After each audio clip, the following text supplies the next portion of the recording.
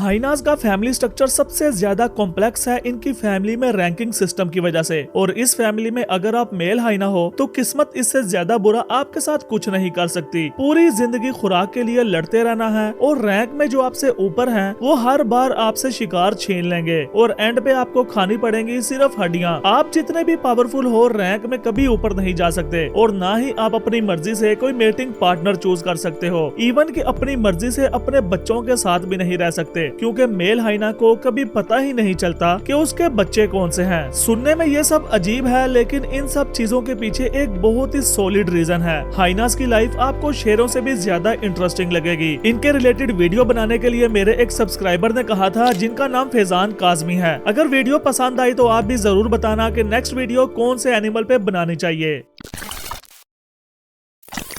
आज से 12 million years पहले हाइनास की 24 स्पीशीज यूरेशिया और अफ्रीका में पाई जाती थी, जिनमें से कुछ बोन क्रैकर्स थे और कुछ डॉग्स की तरह बिहेव करते थे। लेकिन वक्त के साथ साथ इनकी स्पीशीज कम होती गईं और अब सिर्फ 4 स्पीशीज बची हैं। Spotted hyena, striped hyena, brown hyena और aardwolf. Spotted hyenas bone crackers में से हैं और यही साइज में सबसे बड़े, पावरफुल और इंटरेस्टिंग हाइनास हैं। इनको लायन किंग मूवी के बाद लोग इतना पसंद नहीं करते, लेकिन उस मूवी से पहले भी हाइनास को बहुत सारी जगहों पे लोग नफरत करते आए हैं। अफ्रीका में कुछ जगहों पर इनको रूप बदलने वाला समझा जाता है, कहीं पे इनको बुरी किस्मत समझा जाता है और एक जगह ऐसी है जहां हाइना का व्हाइट पूप देखकर वहां से लोग भाग जाते हैं, क्योंकि उनको लगता है अब किसी की मौत होने वाली है। खैर ये सब तो मिथ्स हैं, लेकिन रियलिटी में हाइनास बहुत ज्यादा इंटेलिजेंट हैं। हाइनास बड़े बड़े ग्रुप्स में रहते हैं और इनको क्लैंस कहा जाता है। एक क्लैन में 100 से भी ज्यादा हाइना हो सकते हैं और इन सब की एक हेड होती है अल्फा फीमेल। इस जगह पे कोई मेल हाइना तो कभी भी नहीं आ सकता,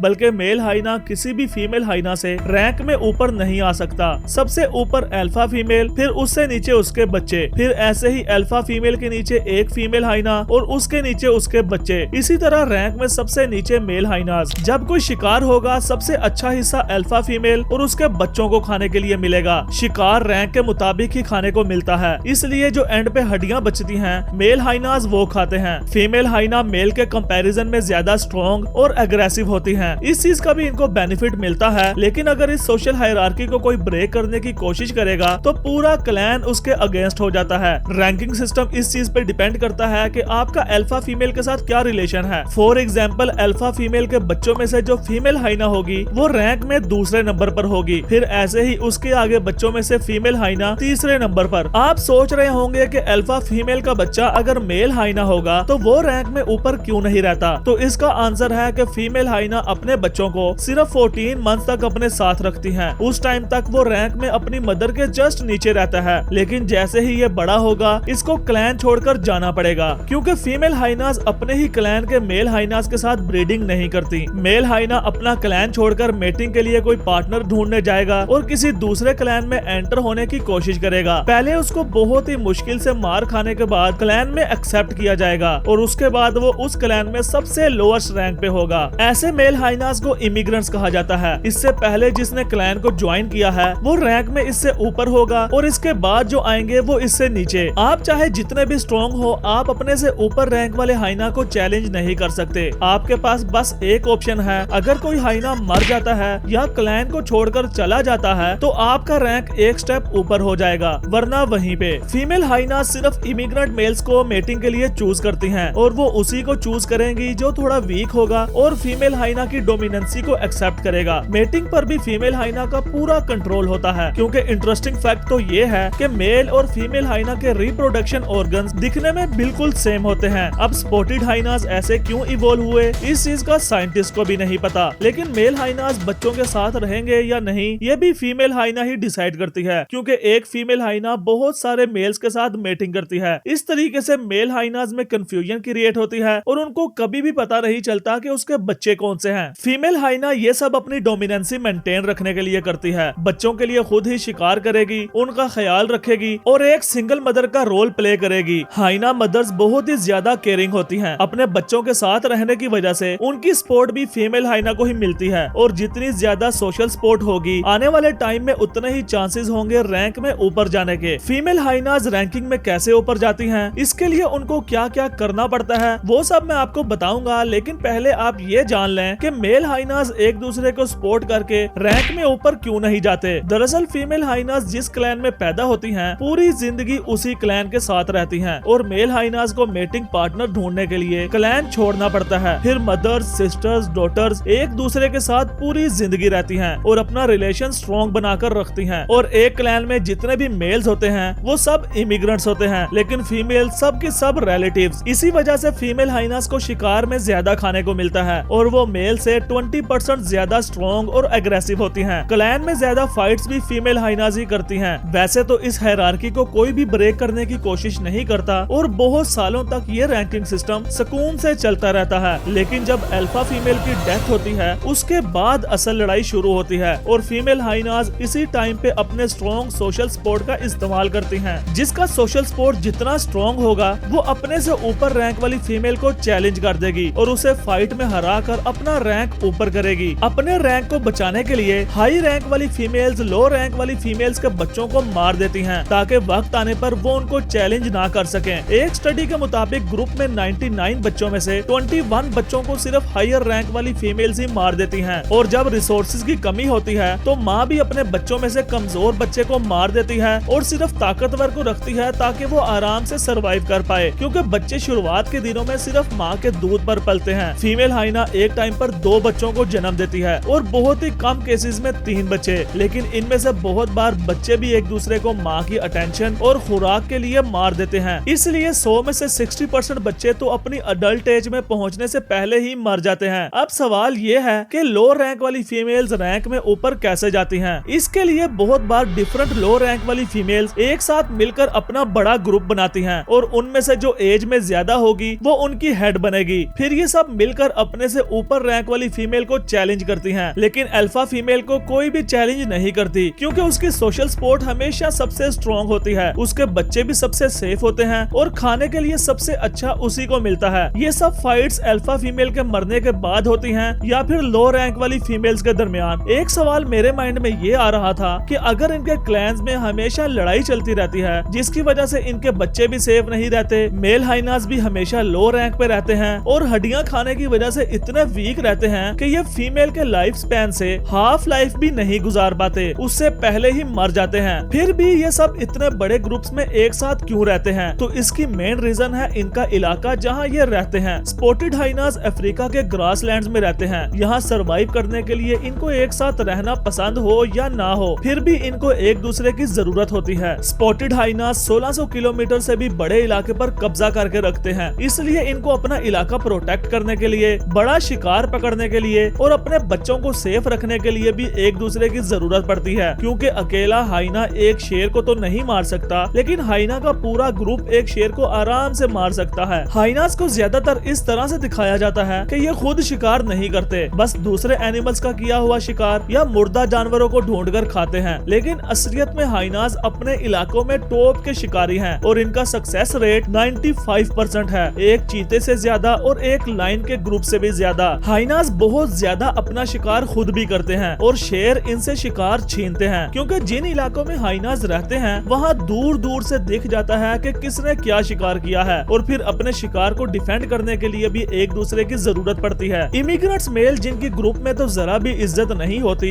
उनकी भी ग्रुप को बहुत जरूरत होती है शिकार को पकड़ने में, उसको डिफेंड करने में, बच्चों के इलाके के इर्द गिर्द कोई खतरा है या नहीं इस चीज का पता लगाने में, क्योंकि बहुत बार राइवल ग्रुप के हाइनास अटैक कर देते हैं। इन सब चीजों से बचने के लिए हाइनास डिफरेंट आवाजों का इस्तेमाल करते हैं। इनकी ये जो खतरनाक हंसी है ये उस टाइम करते हैं जब इनको कोई डर हो या फ्रस्ट्रेशन हो, और इनका हाउंटिंग साउंड इतना ऊंचा होता है कि 3 मील दूर से भी सुना जा सकता है। इसी हाउंटिंग से बाकी के क्लैन मेंबर्स को पता चलता है कि ये साउंड कौन क्रिएट कर रहा है, इसकी एज क्या है, ये मेल है या फीमेल। इवन के हाइनास इतने इंटेलिजेंट हैं कि दूसरे ग्रुप के साउंड्स को काउंट भी कर लेते हैं। उनको पता चल जाता है कि राइवल ग्रुप में कितने मेंबर्स हैं, इनके साथ फाइट करनी चाहिए या नहीं। आप डॉक्यूमेंट्रीज में जो हाइनास एक विलन की तरह देखते हैं कि कैसे वो दूसरे एनिमल्स का शिकार चोरी कर रहे हैं, लेकिन असलियत में उनमें से कुछ इमिग्रेंट्स मेल होते हैं जो मुश्किल से सरवाइव कर रहे होते हैं, या फिर एक माँ जो सिर्फ अपने बच्चों के सर्वाइवल के लिए लड़ रही होती है और जंगल का सिर्फ एक ही रूल होता है, या तो मार दो या फिर मर जाओ, वहाँ अच्छा या बुरा कोई नहीं होता। खैर ये तो थी हाइना हाइनास की लाइफ स्टोरी, जो अपने सर्वाइवल के लिए एक ऐसे ग्रुप को चुनते हैं जहां इतना ज्यादा रिस्क है, लेकिन यहां से बहुत दूर अमेज़न के जंगलों में एक शिकारी ऐसा है जो पूरे अमेज़न पे अकेला राज करता है, और कैसे इसने जमीन के साथ साथ पानी में रहने वाले ब्लैक कैमन्स का शिकार करना सीखा है। ये एक अलग ही इंटरेस्टिंग स्टोरी है। इसने जो हंटिंग स्टाइल अपनाया है वो ना तो टाइगर का है और ना ही लायंस का। अगर आपको ग्रुप हंटिंग वाले एनिमल्स नहीं पसंद तो इसको देखकर आपको बहुत मजा आने वाला है। अभी इस वीडियो पे क्लिक करें और देखें कि कैसे जैगुआर एक ब्लैक कैमन को मारता है। बाकी वीडियो कैसी लगी कमेंट्स में जरूर बताना। मिलते हैं नेक्स्ट ऐसे ही किसी इंटरेस्टिंग वीडियो में।